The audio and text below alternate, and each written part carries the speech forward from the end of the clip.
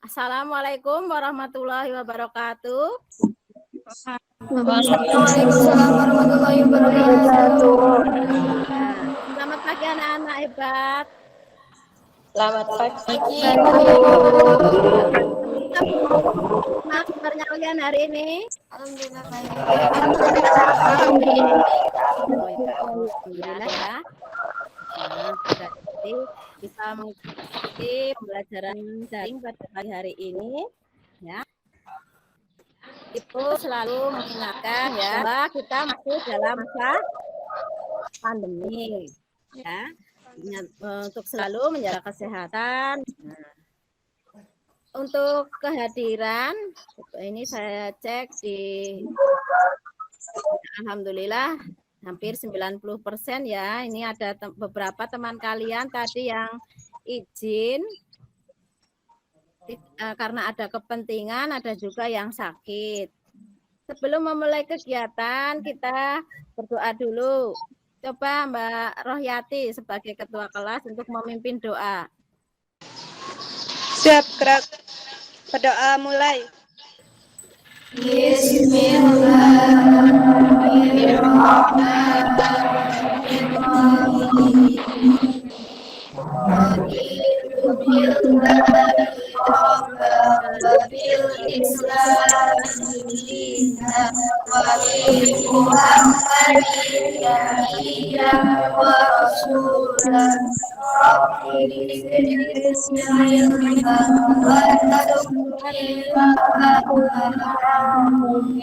Dari ini.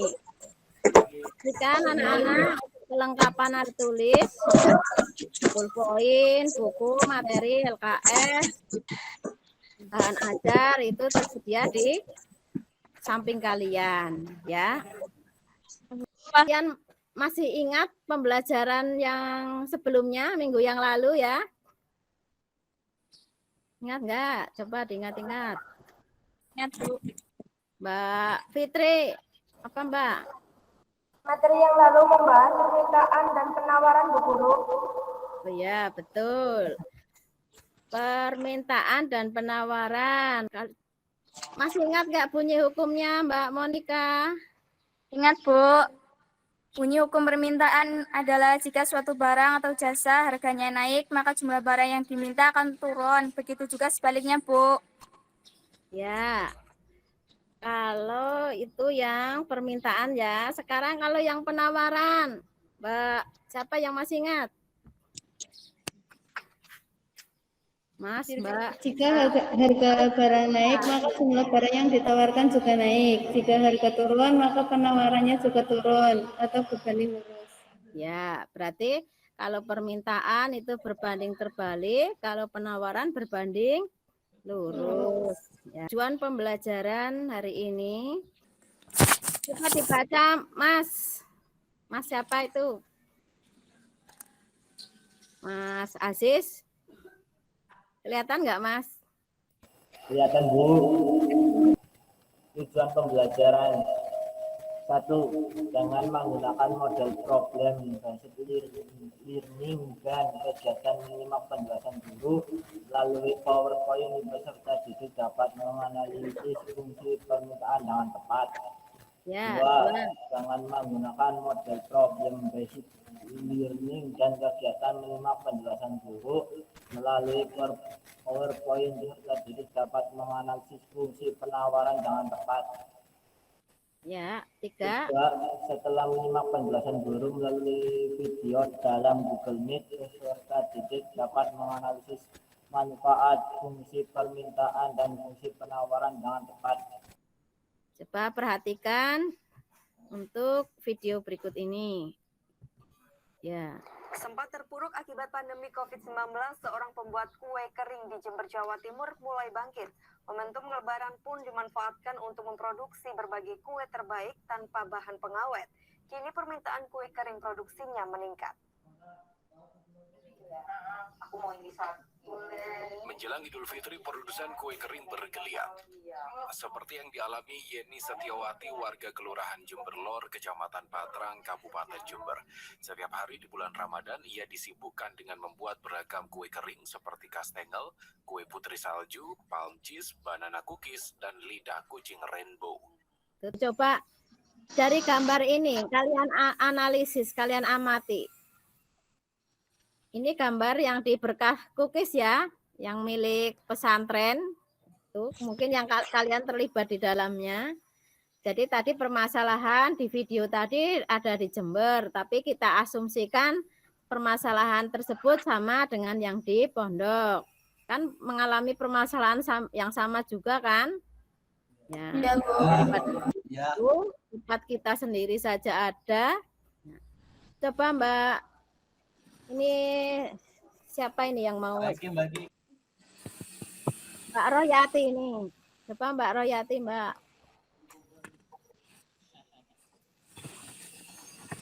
Dalam gambar 1.1, berkah cookies dalam memenuhi kebutuhan tepung terigu sebagai bahan untuk membuat kue. Melakukan permintaan terhadap tepung terigu. Tebal permintaan jika harga 15.000, maka jumlah terigu yang diminta 500 kg. Jika harga naik menjadi 20.000, jumlah barang yang diminta turun menjadi 400 kg. Dari sini muncul permasalahan, apa sih fungsi permintaan itu?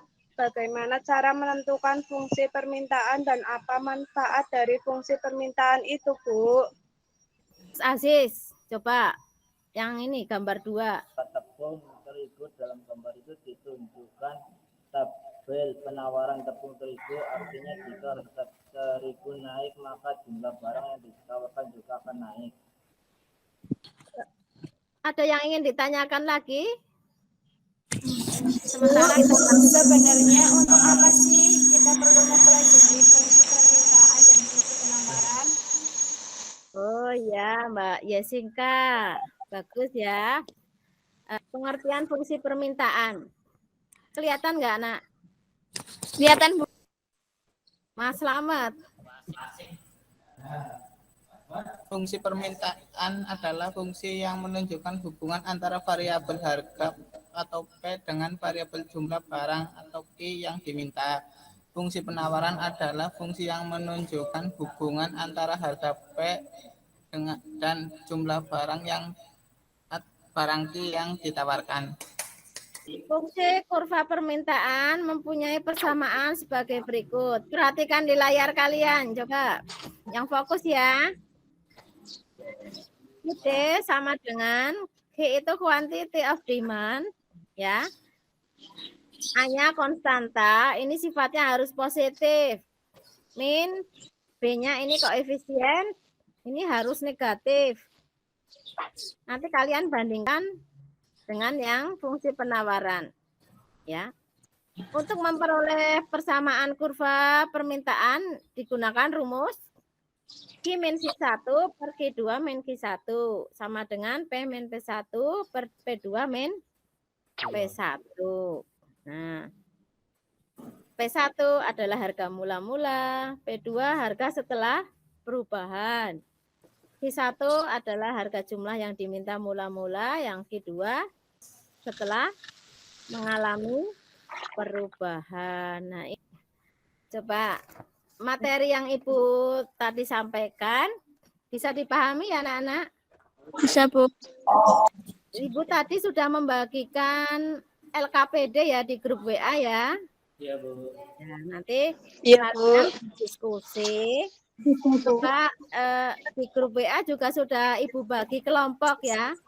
Karena ini kelompoknya berarti kelompok 1, 3, 5. Itu saya bentuk menjadi kelompok 2 besar. Karena kita hari ini kan ada 2 submateri ya, yaitu fungsi permintaan dan fungsi penawaran. Yang permintaan itu kan istilahnya demand ya. Jadi kelompok demand itu kelompok 1, 3, dan 5. Nanti menyesuaikan diskusi di grup WA. Apa saja yang harus dikerjakan di grup WA. Kemudian salah satu membuat slide. Sekarang kita mulai presentasi ya. Jadi nanti perwakilan dari kalian mempresentasikan hasil LKPD tadi. Silakan Mbak. Dari kelompok 1 siapa yang mau mewakili ini? Saya, Bu. Mbak Amalia. Iya. Mbak mempresentasikan. Bisa enggak? Yang akan mempresentasikan tentang fungsi permintaan. Ya. Konsep fungsi permintaan.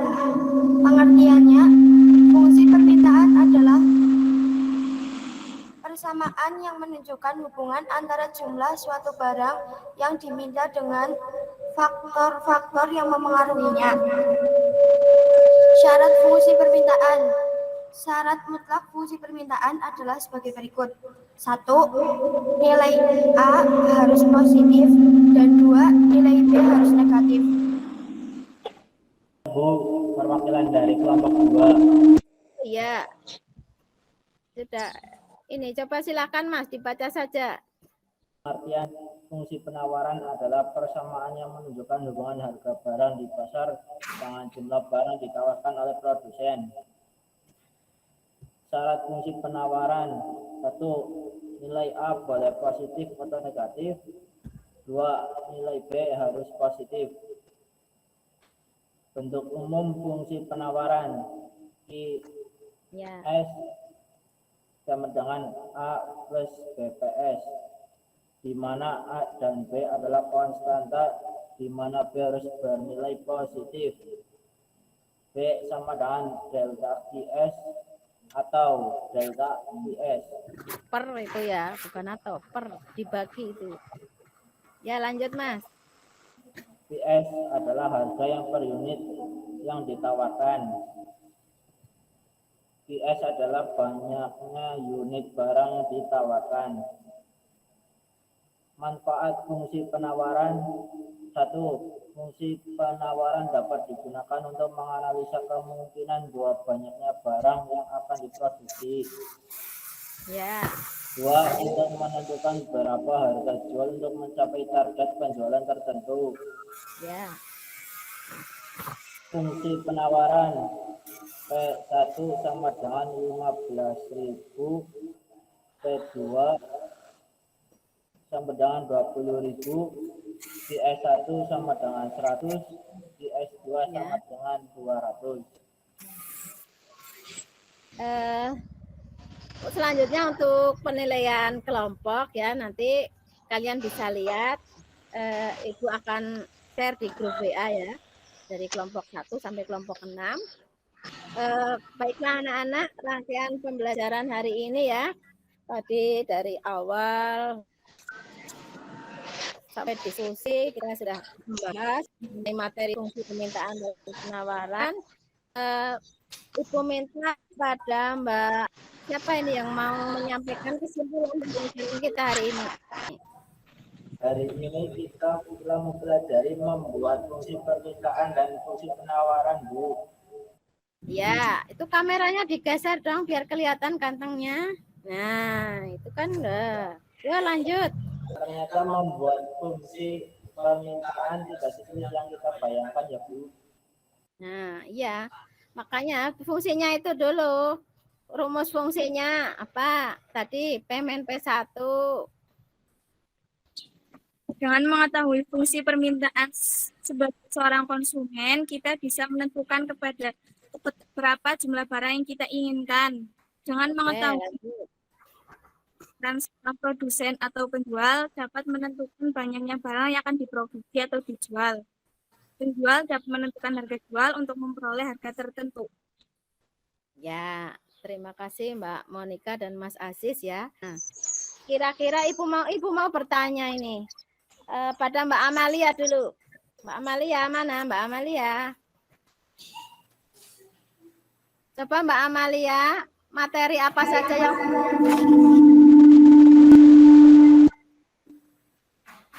membuat fungsi permintaan dan fungsi penawaran, Bu.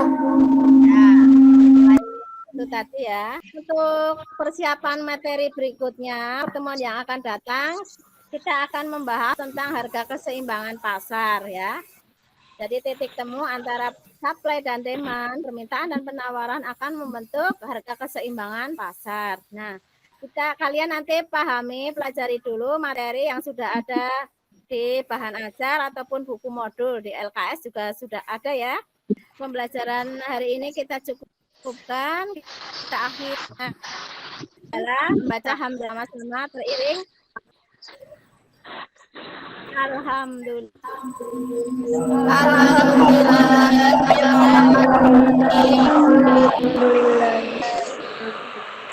Assalamualaikum warahmatullahi wabarakatuh.